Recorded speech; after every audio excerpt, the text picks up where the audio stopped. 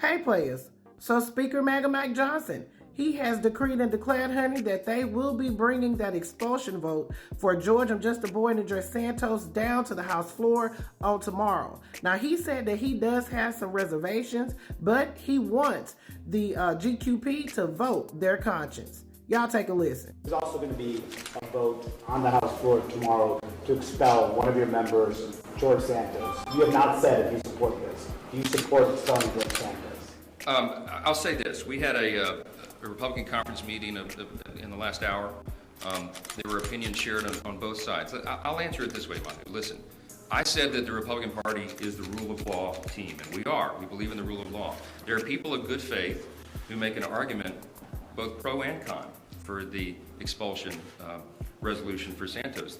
There are people who say you have to uphold the rule of law and allow for someone to be convicted in a criminal court before this tough penalty would be exacted on someone. That's been the precedent so far. There are others who say, well, upholding the rule of law requires us to take this step now because some of the things that he's alleged to have done, the House Ethics Committee having done their job, are infractions against the House itself. And so what we've said as a leadership team is we're going to allow people to vote their conscience. I think it's the only appropriate thing we can do. We've not whipped the vote, and we wouldn't. I trust that people will make that decision thoughtfully and in good faith. I personally have real reservations about doing this. I'm concerned about a precedent that may be set for that. So everybody's working through that, and we'll see how they vote tomorrow. Yeah. Well, you heard him, honey. Mike Johnson said that he has some reservations about the precedent that this will set if they do go through with this expulsion vote for George and George Santos. Now, my problem is I'm worried about the precedent that it will set if they don't vote to expel George and George Santos. In my opinion, if they don't go through with expelling George and George Santos, this will set a horrible precedent for anyone that is running for Congress. This will send a signal and send a message that you could just get up here and lie about anything. George Santos likes to say, oh, the constituents in my district sent me here to serve for them. They voted for me. However, what he doesn't seem to understand is George Santos, they didn't vote for you. They voted for who you lied and pretended to be.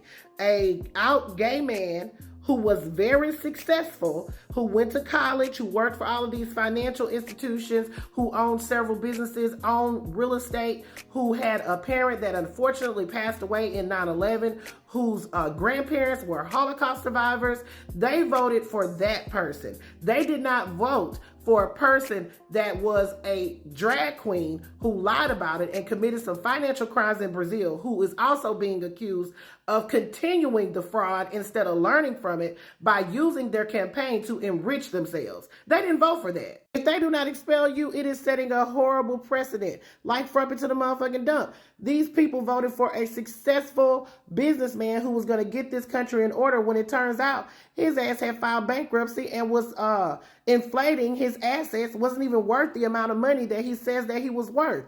I mean, it's ridiculous. So we'll see what comes out in the washing and the ranging. They say that there are 90 Republicans that have flipped.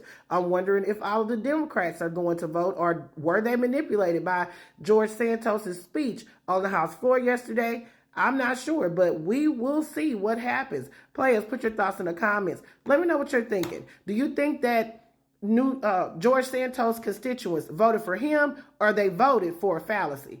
Put your thoughts in the comments. This is Double D Mother for the Black Accurate News.